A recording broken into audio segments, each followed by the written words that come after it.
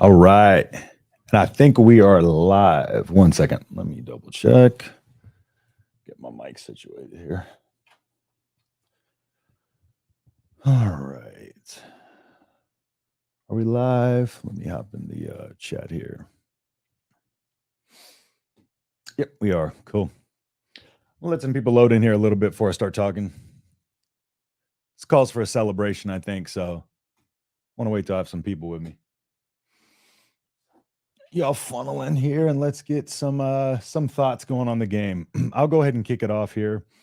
That score, the way I typed it up, it looks like -35 to -10. Promise you that is not the case. Otherwise, we would have lost again. So, all right. Overarching thoughts. First off, before we get into specifics, defense played excellent as they have all season. The Colorado game exception because they wore down in that game after being on the field a ton, but defense looked exceptional. You had the 3 points off the turnover, the 10 or the 7 there at the end to make it a 10, but 149 total yards. All around excellent performance. The biggest thing for the defense that I'm noticing is everybody's swarming to the ball. The speed on defense is exceptional.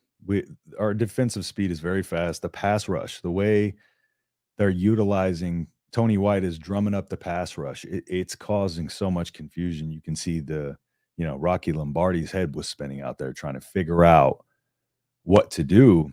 And I don't necessarily think he was prepared for the defense to be that fast, personally. So, like, for that, I just think he thought he could do more than he could. There was a couple times he tried to get away from, our D linemen, but they were on him so fast. It was unbelievable. And then, you get one guy stood up, you have 7 guys flying to the football. That's something we haven't seen consistently in a while. And you can tell that physicality and just making sure you get as many hats to the ball as possible to complete the tackle. That is a big key. So defense, solid. We'll get more into the defense in a little bit, but the big thing, the Harburg first start, Nebraska kid, looked really good. That's a tough position to be in. For not only him, Satterfield, new QB in there, trying to figure that out too. It seemed to me almost as if Satterfield was trying to find his offensive identity as he went along, and I think we kind of found that. What seemed to be working is the short to intermediate pass game to set up the run and balance that out. They balanced that out pretty well in the second half, but that was very successful. Just the little swing outs and getting our guys in space, and then that opened up the middle of the field. Northern Illinois had a good defense coming in this game, albeit against bad competition, but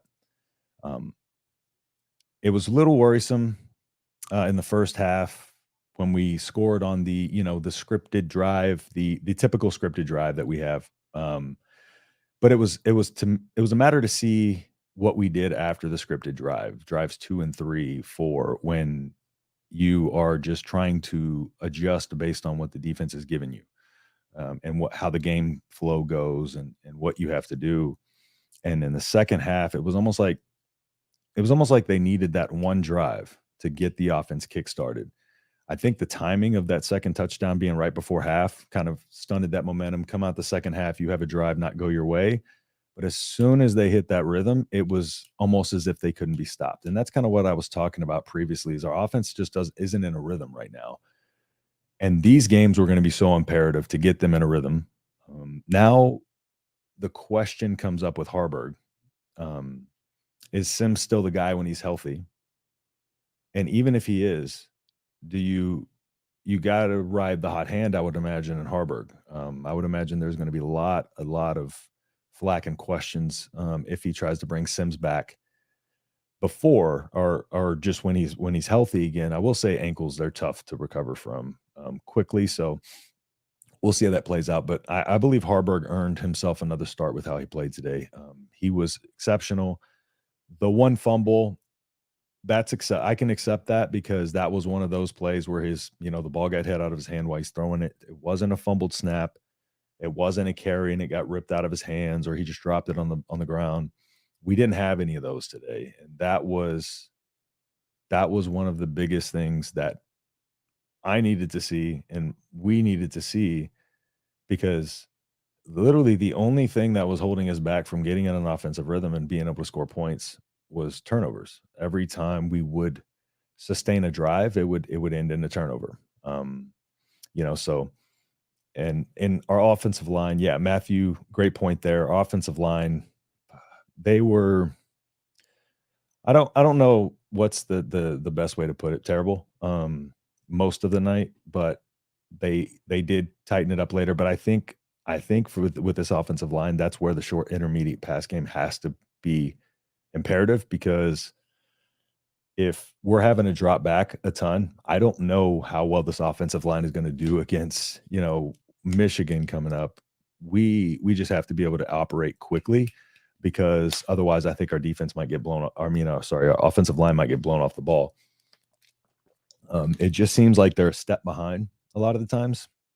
I forget what play it was, but it was almost like they were a half second getting late getting over to on the pull block. And that stuff can't happen, especially against a team like Northern Illinois, because they don't have the speed that we're going to face of other teams coming up on our schedule.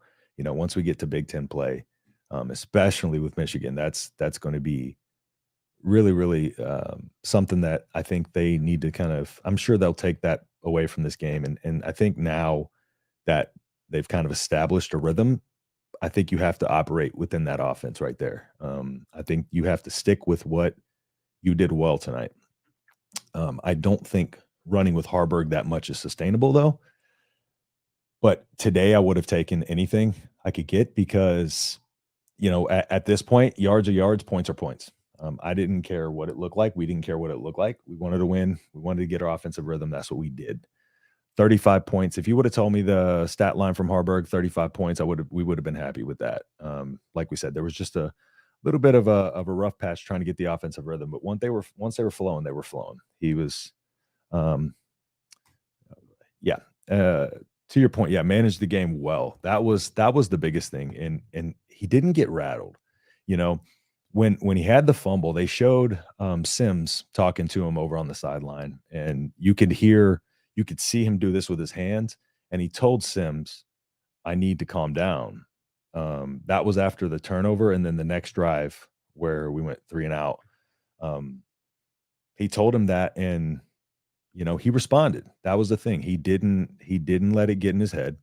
It didn't lead to him making more mistakes. It was almost like he tightened everything up after that. He didn't make a lot of mistakes tonight, and even a lot of the throws that he put right on the money. Some of them were tough catches, but a couple drops. That doesn't help at all. So Harburg played excellent with everything, with the pressure of being at home. He's waited so long for this opportunity. You got to feel good for him. Finally getting a chance to get out there, and I bet you it's a great feeling for him to take us to the win at home, especially the first win under Matt Rule. Under Matt Rule's coaching tenure. I bet you none of you had that on your bingo card at the beginning of the year that Heinrich Harburg would be the starting quarterback for our first win. So very, very interesting. But yeah, we'll get into a little bit more of some specific stuff here. But let's get into the defense first. One of the people that I was extremely, extremely impressed with, Jamari Butler out of the jack position. So the jack position on the depth chart, we have the jack, which is one of those do-it-all positions. I can't believe I'm drawing a blank. We have the jack and something else. Rover, sorry. Jamari Butler was all over the field as a jack today. It was unbelievable.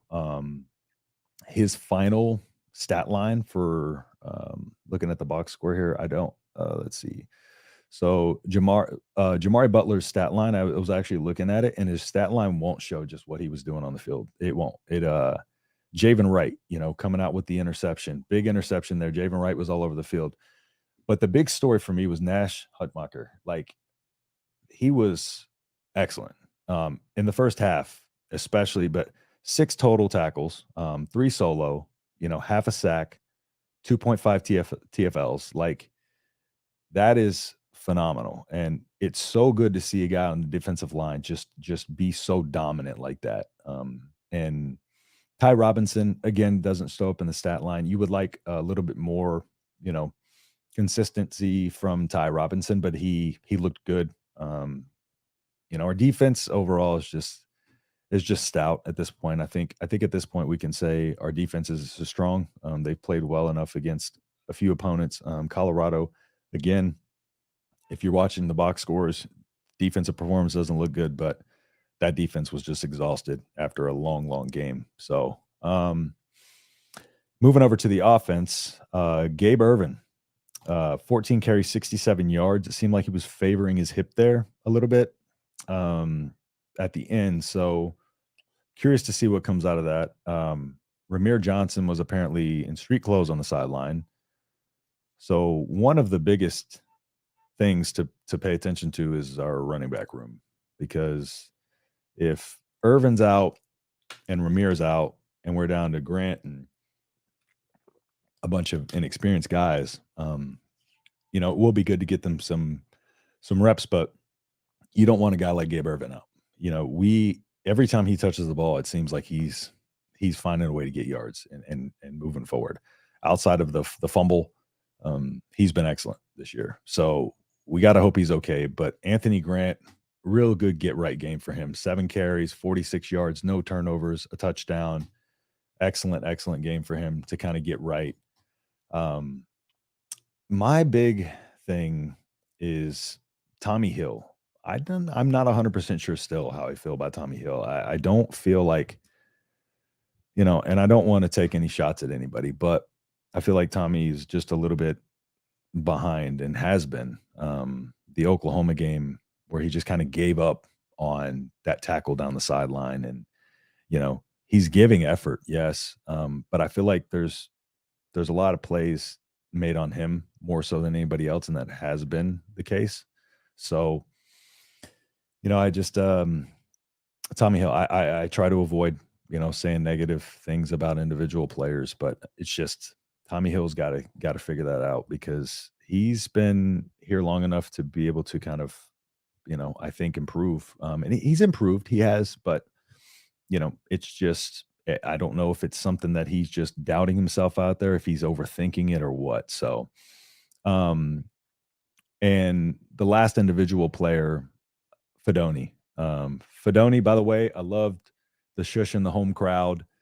That was for a few fans, if you want to call them that, and media members alike that were, very hard on him on Twitter over the last couple years. I think I empathize with Fedoni because I ruptured my right bicep in 2021, December of 2021, had surgery, ruptured it completely again in December of 2022, had surgery again.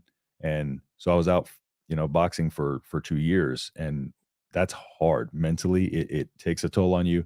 You want to be out there and you want to be competing. And I'm not at that stage that he's at. So the public pressure on top of everything else, I can only imagine the toll that was taken on him mentally. And again, like, piling on these kids like that, especially when they're going through that, is I just didn't like to see that. So that's why I'm like, I'm perfectly cool with him shushing up the crowd. That was great to me.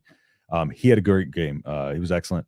Four receptions, 42 yards, 1 touchdown, led the team in receiving. So he was targeted a bunch.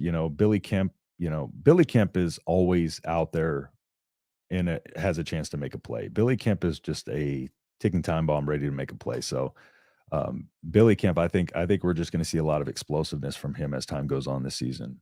Alex Bullock, he had the 1 catch for 33 yards. Very physical, very, very physical receiver. I like to see him run. Heinrich Haarberg, very, very physical. That is one of the things that has been the most prominent thing that I've noticed this year is the physicality from this team has been phenomenal.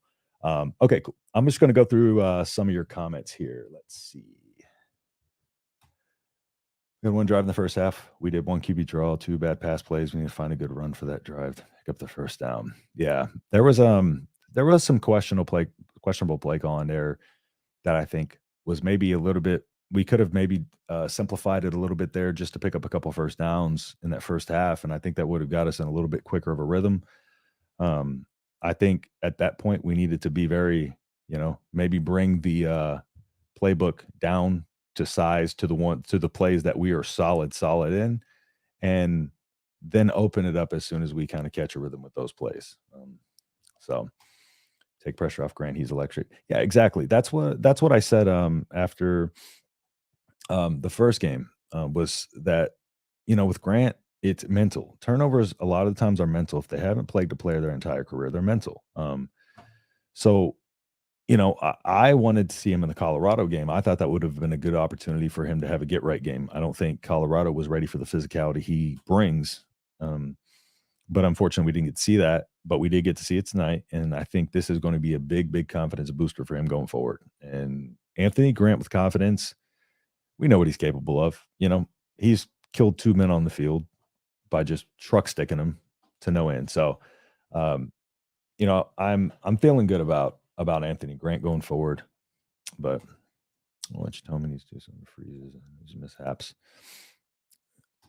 Bring on the QB controversy. Yeah, this is what I was kind of talking about at the beginning, and I'm curious y'all's take on this. So I'll pose this question. Y'all can let me know what you think.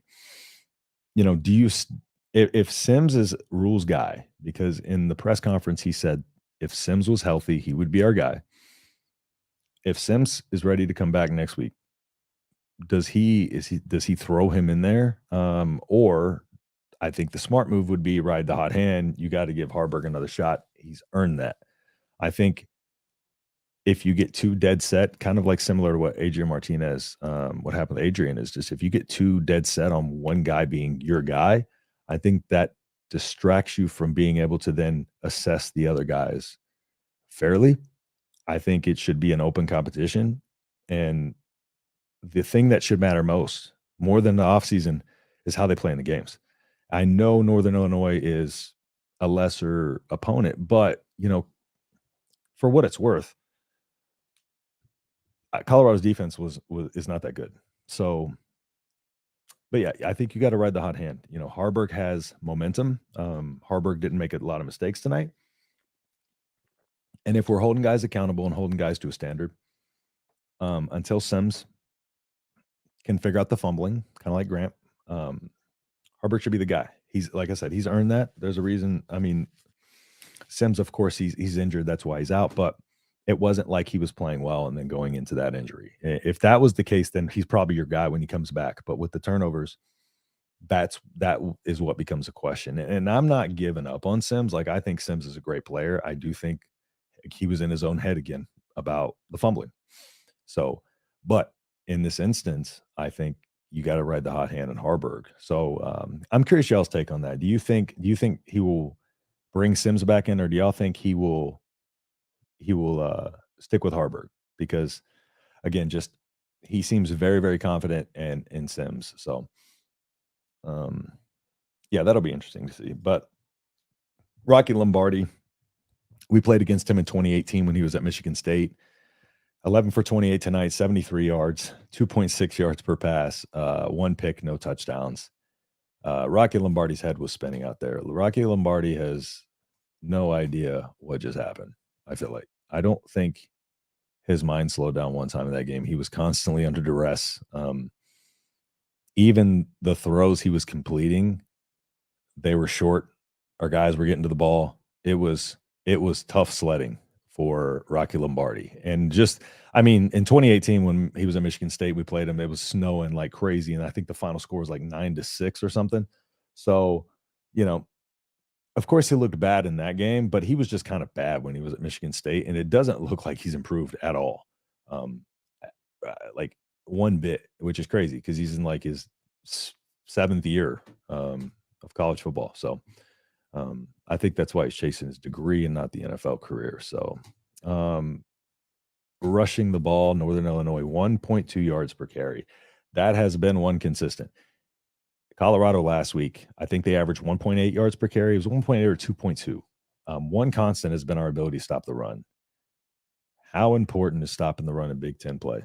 That is so important.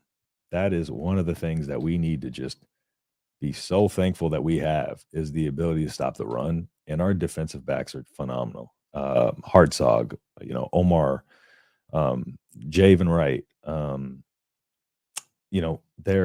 they are excellent. The team, the defensive back speed, not only their speed, they're sticking with smaller guys that are supposed to be faster than them, but they're just doing it by playing good, sound football. I mean, they're just doing things the right way. They're not trying to have too much flash. They're not trying to do too much. They're doing their job. Everybody on defense right now is simply doing their job.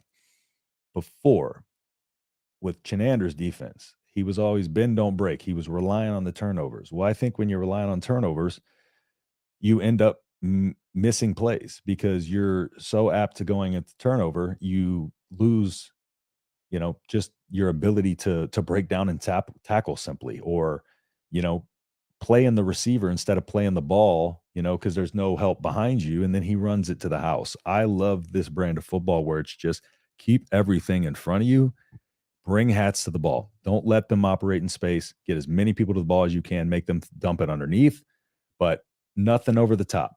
That has been one of the big things I've noticed is over the top. That's going to be a tough place to try to beat us. And of course, with 3-5, he's dropping. I think with 3-5, you drop like 7 into coverage, especially in situations 7 or 8 into coverage in situations where it's third and a passing down or on the goal line, and that makes things so much more difficult.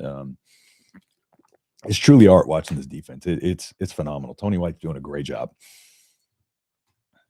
If Harburg wasn't a mistake, a couple mistakes, I'm sure bring back Sims. Harburg is at state of get advantage, and that does hold weight. Yeah, that does hold weight. The storylines, especially at Nebraska, we follow alum of our football team, and we are invested in that and stuff like that. So that story is hard to overlook, and the fans are definitely going to be.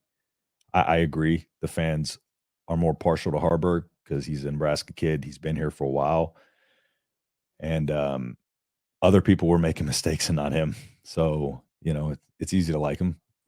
He's a good kid, and he's a great football player.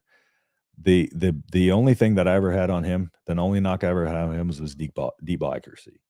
He can throw the ball. He can throw it far, but his deep ball accuracy needs work. But we're not needing him to do that right now. All we need is a short intermediate pass game. Just keep plays going forward and keep the ball in our hands. We dominated time possession today. It was, I believe, 36 minutes. If I could do quick math. Yeah, 36-17 to 23 minutes and 43. So 13 extra minutes of possession time. And that keeps our defense fresh. That wears down their defense. And that is part of what I think opened up our offense even more in the second half. And what we need to continue to do is just keep our offense on the field and sustain these drives. And it doesn't need to be explosive. It doesn't need to be flashy. We need to just simply keep the ball moving forward, and we need to keep the ball in our hands. And that is what a lot of Big Ten football teams do. They don't try to do too much. They make mistakes. The Big Ten brand is the Big Ten brand for a reason. A lot of teams do it well. And what the Big Ten brand is about is controlling the clock, controlling the line of scrimmage, winning the battle of the trenches, winning the battle of attrition, and sticking to fundamentals. It's never been about flash. The Big 12 was about flash for a while.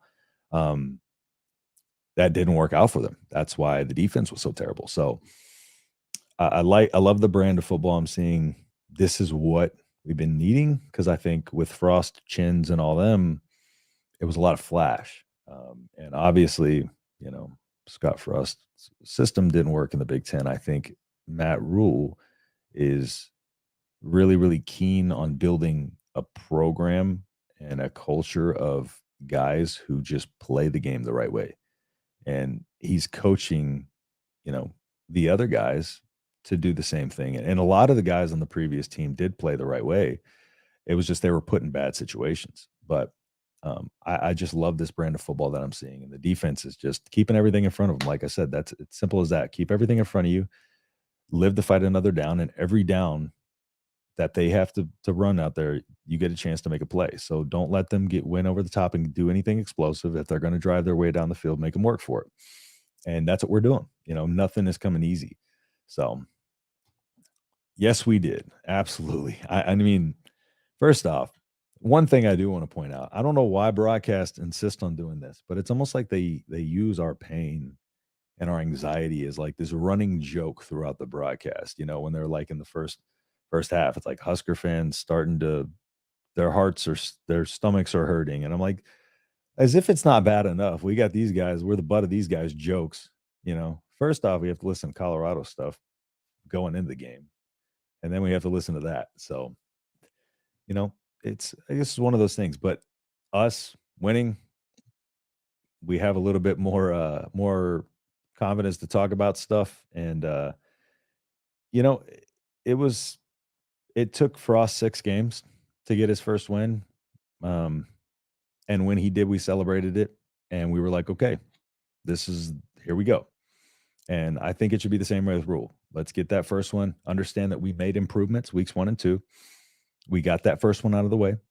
Now, just like with the offense, let's get this momentum, get this stride going. The players have confidence. I think what we were talking about before was how are the players feeling mentally. Um, and right now they got to be feeling good because again, they played well. It's the football players have a short mind, right? What did they do recently? That's all they need to focus on. Okay, now what's my job next? So that helps. That helps with a lot of confidence. It gets that monkey off of the back.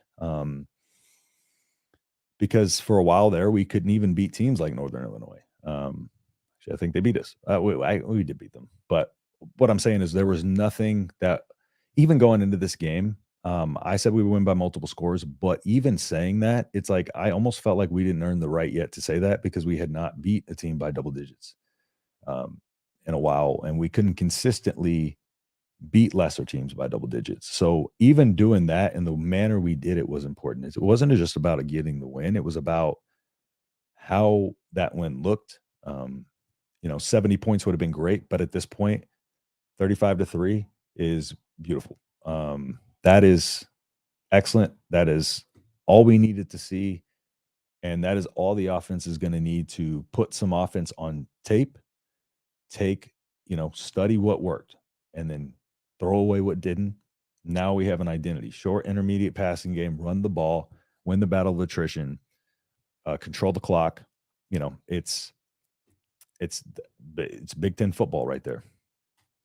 Show by Smash Mouth football. Yep, exactly. And again, that's in the past we went away from Smash Mouth football, and I believe too that was something to do with our O-line issues. I think when you're in a system like the Big Ten has, where every single rep is work.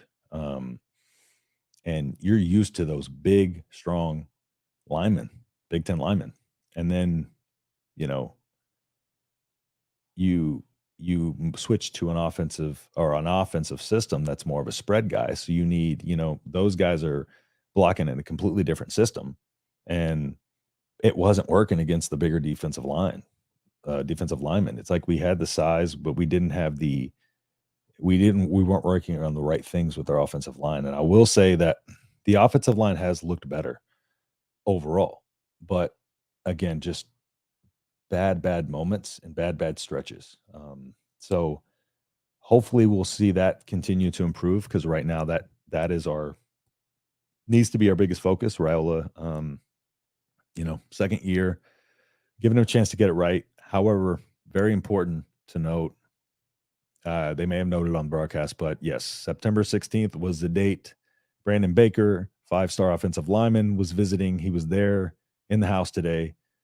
So that was a good win to get in front of him. He extended his recruiting just to take this visit. So he was going to announce back then. He ended up getting this was a few months ago. He ended up getting the visit to Nebraska and he actually extended so he could come to Nebraska. I believe he's announcing on the 24th. Don't quote me on that, but I believe it's around the 24th. So that could be another big momentum piece. If we can land Brandon Baker too, that's a surge in recruiting. That's the first step to building this offensive line. You get one recruit like that, and then you may funnel in more. So offensive line, yes, it is a work in progress. But I think just looking at it long term, I don't necessarily think it will be. I just think it's a matter of coaching these guys up and offensive line is one of those hard things. Like it is very, very hard to flip an offensive line. That is one of the hardest things to build, and at every level is an offensive line.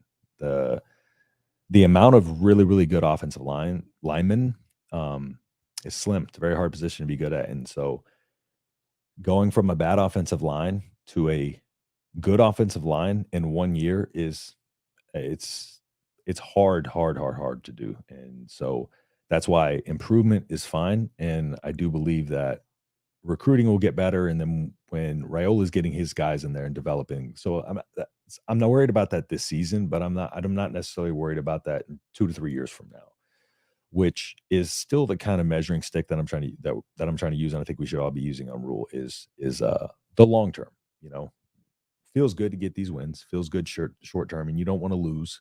Hurts to lose, but patience is key, and I think this win earns Rule some patience from the fan base. I think that's another reason why it was as important. It gets the pressure off his back, gets the pressure off the coordinators' backs. They look stressed out there. Garrett was getting ripped, or wide receiver coach out there, and just Satterfield looked like he was going through it, trying to figure out that offense. He was red faced and just um, it looked like he was putting a lot of pressure on himself. And I'm glad we were able to get it right though. Smash mouth on defense as well, getting front four to dominate five. Yeah, the way that Tony White is mixing up the defense is, like I said, Rocky Lombardi's head was spinning out there. That guy, like I said, I think he might have just blacked out during the game. I don't think he remembers anything. The play where he just fell down, right? He didn't trip. Like, he didn't hurt himself. He saw this Nash Hutchmacher coming at him at 330 pounds and made a business decision to lay down. And he tried to lay there for a little bit to sell it. But when our defensive line is dominant to that level, that is a great thing. And that is something we have not had in a while. What was our big thing that we were lacking last year? Pass rush. We were like last in FBS and sacks. And from over the first 2 weeks, we were first in FBS and sacks. That's also something that is hard to turn around, but that's a credit to the strength and conditioning, the coaching of our defensive coaches, and Tony White's scheme. The way he's drumming out that 3-3-5, like I said, Jamari Butler finally getting in there, making some big plays at that jack position. Gifford's all over the field. Javen Wright, Omar Brown, they're all just making plays. And two, just along with that, the system and stuff like that, guys, like I said in the beginning, guys are just hats are getting to the ball. So when we stand up the ball, it's we learned this in Pop Warner football up until high school and all that. When you stand up the ball, everybody else get your hat on that ball. All 10 people, other people should be running for that ball. Oops, I apologize. I don't know the logo there for a second, but it just turned my camera off. StreamYard just does this like once or twice a night. I don't understand it, but apologies on that. But yeah, we're getting hats to the ball, and the defense is just so physical. It's just our defensive linemen are just getting a full head of steam, and just there was a play in the fourth quarter where I saw one of their offensive linemen immediately, as soon as they broke off the ball, just put on his butt, like just completely just leveled. And I didn't get to see who did it. It happened real quick, and then they passed the ball. But man, it's so nice to see that. And in my opinion, the hardest thing to build is a defense. Overall, between offense and defense, I think the hardest thing to do is flip a defense and make a defense go from bad to good. And this defense is excellent. I will say, as soon as Chins got fired last year, the defense did improve.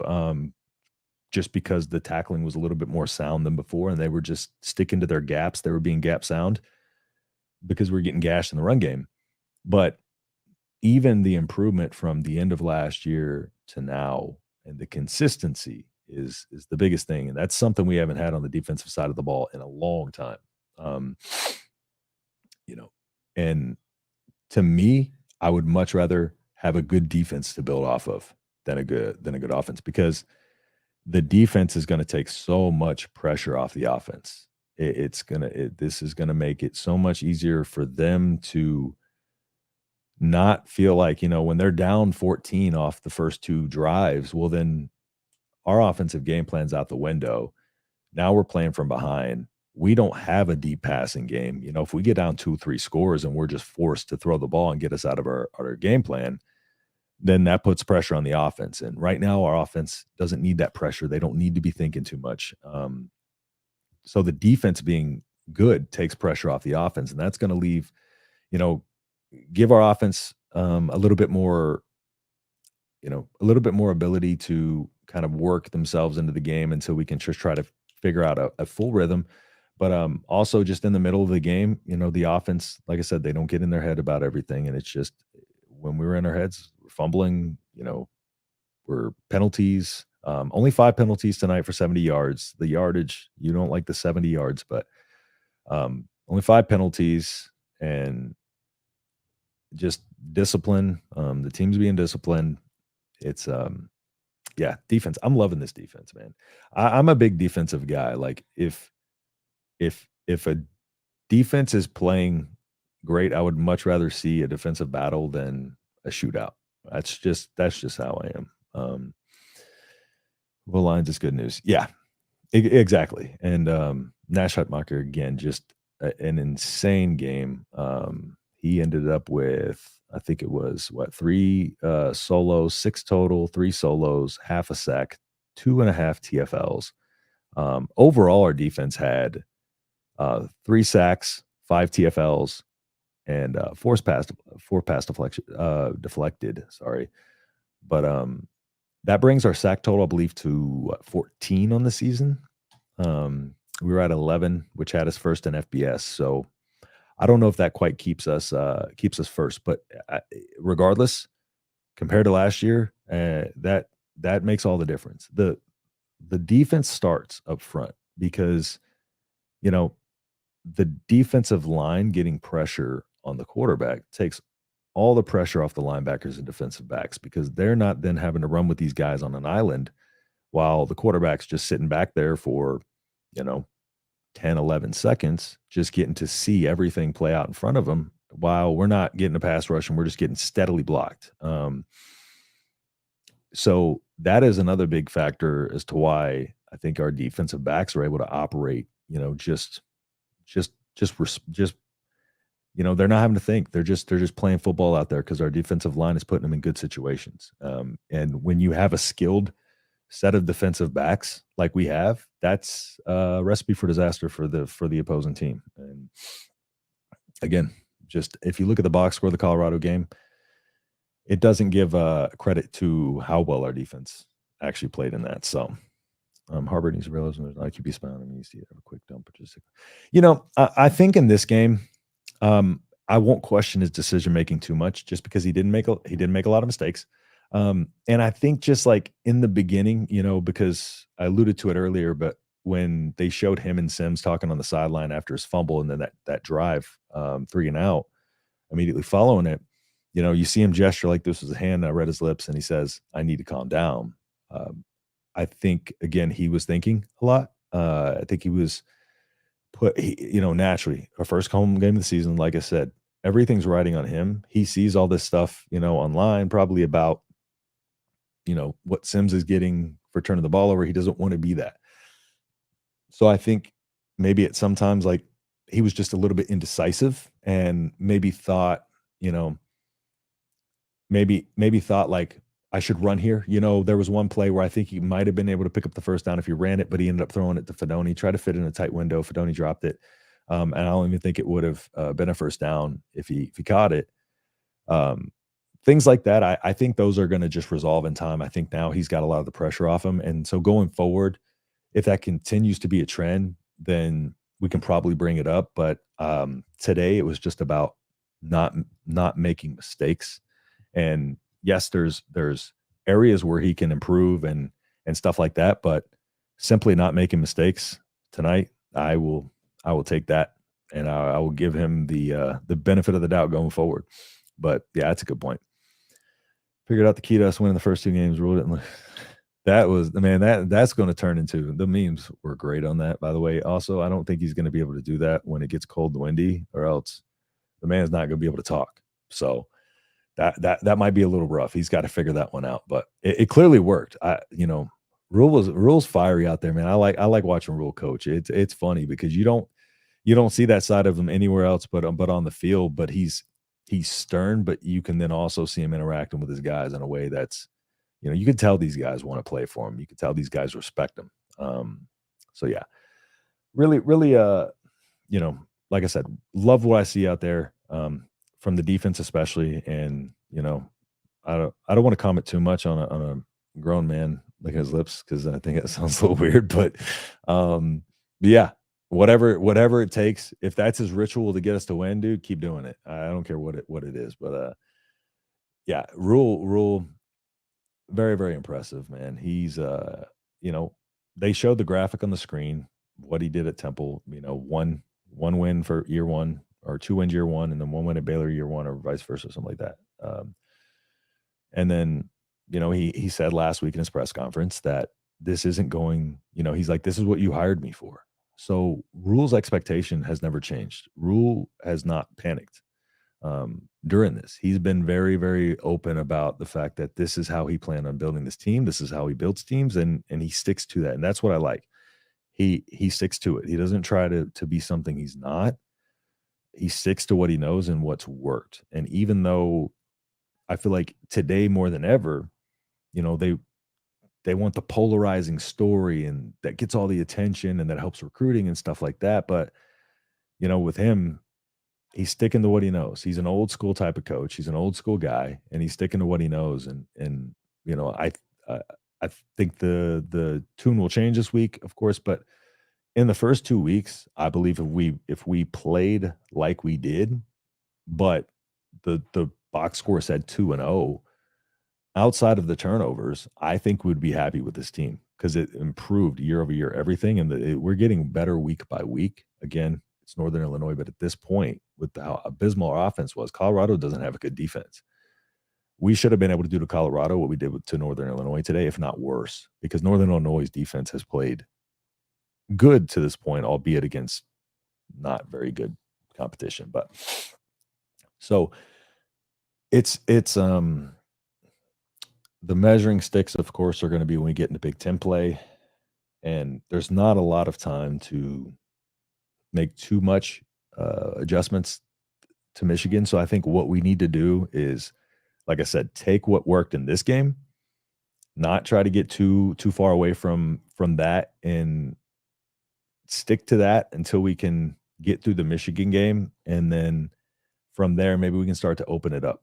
But I think we need to just keep the playbook to what the plays, because playbooks, they have a set play amount of plays that have a certain success rate. They have these bread and butter plays, then they have these other plays, and they have these plays that like don't work a lot, necessarily in practice, but you have to break them out for a situation, or you want to just throw something off and just see, if one of those plays can just work. But I think they need to narrow it down to those high percentage plays right now. We cannot just have these guys thinking too much. It's a first year OC, new quarterback. These guys, a young, inexperienced receiver room. These guys need to not be thinking a whole lot. And then once they're reacting, and then, like I said, we can open it up. I think another thing people don't factor in enough is, Casey Thompson. I broke this down on the live, and I broke down the numbers, but Casey Thompson last year had Trey Palmer. Trey Palmer was the greatest receiver in Husker history, numbers wise. 8 touchdowns, over 1,000 yards. Casey Thompson had 2,000 yards passing. Oh, half those went to Trey Palmer. And Isaiah Garcia Castaneda also had a big, role in some of the early games that year. I think week 1 or week 2, he led the team in receiving. And we don't have that on the team right now. We have a very inexperienced receiver room, and Sims and Harburg right now, there's no clear number one receiver. And that's also something that people I think aren't factoring in comparing our pass offense this year versus last year, comparing Casey versus our quarterback last year versus this year, is how Trey Palmer was that big time play safety net. There were a lot of times where our offense wasn't doing anything, and if it had not been for Trey Palmer open up the field, we would not have. Our offense would have never caught a rhythm. We would not have played well. That was kind of our thing there last year, was the big plays to Trey Palmer, and that also has to be taken into account, because I think a lot of people weren't taking that into account. And the biggest difference had been 8 turnovers this year for the first 2 weeks versus 2 last year. So the fact that we straightened those out, we all got to be feeling good going forward. Nebraska has the potential to be very good. It's just recruits want to win now. Folks don't believe in the process. Yeah, exactly. What I said before, with Nebraska, right? With schools with, blue bloods, brands, money, big fan bases. I think schools like us and, other schools like that can recruit based on brand and facilities. And it doesn't have to be an overnight thing to draw recruits in, because we have other things to recruit them off of. But when you have a Colorado, or a team similar, they need the polarization. They need the crazy storylines to be able to get recruits. Nebraska doesn't, and that's why I think people are comparing Nebraska to these other schools, and situationally, it's just not the same. It's just disingenuous to try to compare those two. One school needed to do it this way, and one school needed to do it this way, and neither one is right or wrong. Neither one's going to be better or worse than the other until that plays out. But like I said, when we got Matt Rule, all we talked about this offseason was him being a program builder, how it might not be good in year 1. Our predictions weren't out crazy. They were 6-7 wins, if not less. So that's still on the table. And so we're almost chalking up this season as a loss, and we haven't even gotten to the meat potatoes of a schedule. And yeah, I think people are just being a little too hard on Nebraska fans, are just being a little bit too impatient, because we had 5 years of Frost, and I think, rightfully so, fans felt burnt for being patient for so long, but you got to reset that. It's a new coach. You got to just reset, just like you did with Scott Frost. Week 2 of Scott Frost, week 3 of Scott Frost is how we should be treating Matt Rule right now. And especially because he was transparent and told us it wasn't going to be overnight. Week 2 press conference, again, he said, practice press conference, or was it after the game? I don't remember. He said, this is what you hired me for. This is what you see is what you get. This is how I build programs. Let me do my thing. He's just like, let me cook, basically. Matt Rule has not lost confidence, so I have lost 0 confidence in him. People just need to stop looking at the box scores, stop looking at the memes, stop looking about what other people are saying, because people like to kick Nebraska when they're down. Take a step back, remove emotion, and understand what we're seeing is very, very good, and an improvement, significant improvement. So, yeah, I'm with you there, 100%. Yeah, if any of y'all want to get any more questions in here, again, just little bit of extra here. If y'all want to go follow me on Twitter at the H-Town Husker. I'm posting just Husker stuff there. I interviewed Chancellor Brewington a couple times, posted that here. Probably going to have him on again. So I'll post updates to there, let y'all know when those videos are dropping, when we're recording and stuff like that. So that way y'all can stay up to date on it. And I make jokes sometimes, and like 50% of the time, like at 40% they land. So you can laugh a little bit, but I try not to be too great. I don't do politics and all that, so don't worry. But yeah, give me a follow there so I can keep you up to date on everything with not only the channel here, but Mark Rogers, Voice of College Football. If you're not subscribed to that, Mark Rogers, Voice of College Football channel, main channel, 42, almost 43K subscribers.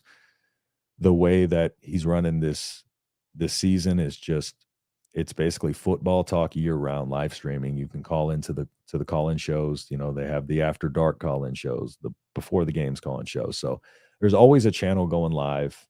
So get over there, hop on that. Much appreciated to, anybody who takes the time to like, the videos, subscribe. I appreciate everybody. I'm not one to ask for a bunch of that. That kind of gets annoying. So I do appreciate everybody hopping in here with me in this post game. And if there's anything else y'all want to ask or touch on, just get them in the comments here for me. And then we'll touch on those.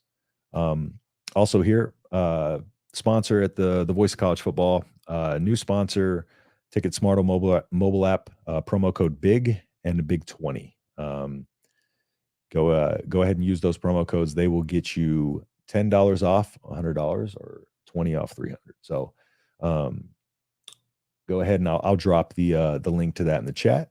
And yeah, if y'all got any more questions here, load them into there. I'm gonna get this for you all in the chat. So one more thing I think I wanted to touch on was the negativity to the players and stuff like that. Just a cautionary thing to fans. The players see that, and we look kind of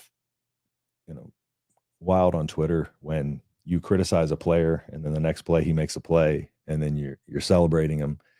So I'm just asking this of people. Just try to go easy when you're talking about the players directly. These are kids. You can criticize their play, but just don't attack them personally, man. It's just like it's one of those pet peeves of mine because it's not a good look for us recruiting. It doesn't help us at all, and it's almost like people are rooting against those players at that point because they want to be right more than they want the team to win. So that's never made sense to me. But yeah, so thanks to everybody's support. And the ones that don't, comment negatively on the players again, because, Chancellor comes on and stuff like that. And, he's family on the team, friends on the team. So, appreciate everybody who comes in, and I'll try to respond to all comments. So I appreciate everybody who comes in with your opinions and stuff like that. And, well thought out opinions. I love to respond to all those. So, comment on the videos whenever you want. If you have questions, I want to do a Q&A with Chancellor. So if y'all have questions, go drop them in the comments of that video. So that way we can get the ball rolling on that too. So, but yeah, so I appreciate everybody's support, and we ain't got no more questions here. Nope. Okay. And then also, I don't mean to throw all this in here towards the end, but Cheesy Corn Sports, I'm a host of Fantasy Football Channel. We go live 2 hours before the games every Sunday. So that's Cheesy Corn Sports, Cheesy Corn, one word, space sports on YouTube. Like I said, we go live 2 hours before the fantasy football games. We'll get you all, answer questions and your lineup questions and all that. It's just, we were just there talking ball, just having a good time. So again, reasons for celebration today. We won game one, win one under Matt Rule. Positivity going forward. We have a little bit of confidence. The players have confidence. We kind of get the monkey off of our back of this season, the 800-pound gorilla of like, what is this team's identity?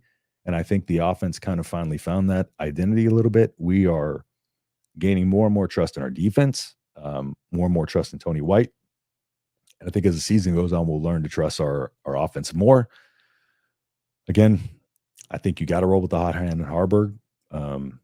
And we need to continue with the short intermediate pass game. And I will give credit to Chancellor for calling this out. I believe after the Minnesota week, going into the Colorado week, that was going to be the key, is the short intermediate pass game. Get some guys on some hitches, get some guys on some quick outs, and then dictate the offense off of that, run the ball off of that, and then, mix it up, throw a couple runs in. We did just a couple run plays to start. And then more often than not, we were doing the short to intermediate passes to set up the run. We got to stick to that. It's working. We finally found an offensive identity that's got to continue going forward. But again, like I said, confidence going into this week. Everybody, we got to be feeling good as a fan base. So, yeah, going into next week, Tuesday live streams, 6 p.m. Eastern, 6 p.m. Central, 7 p.m. Eastern, right here on the Voice of College Football, Nebraska at the Voice of College Football, with Mark, myself, and Greg Peterson. We'll get you ready for the next week game and caught up on all the practice reports and press conferences and stuff like that. So we'll get everybody spun up on there, and then, like I said, just be ready for the content. I'm trying to get different people on, and I'm trying to keep the content flowing for everybody. So I appreciate everybody's support. Thank y'all so much for hopping on here in the post games with me. I appreciate everybody making it a good time. And like I said, tonight is a fun time, especially because, it's hard coming on here sometimes after the pain of a loss and trying to put on a good face, I'm trying not to cry on camera, but it's nice when I don't have to fight that off. So yeah, appreciate everybody joining me, and I'm going to sign off, and let's go watch Colorado lose or something. So, all right, y'all, take care, and go Big Red.